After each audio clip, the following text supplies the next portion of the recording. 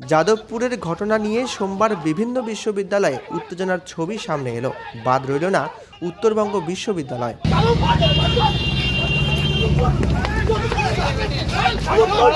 সেখানে সংঘর্ষে জড়িয়ে আহত হলেন দুজন।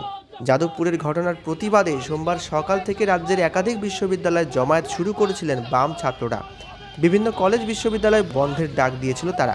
উত্তরবঙ্গ বিশ্ববিদ্যালয় প্রতিবাদে সামিল হয়েছিলেন, তবে সেখানে টিএমসিপি এসএফআই সংঘাতে উত্তাল হলো পরিস্থিতি।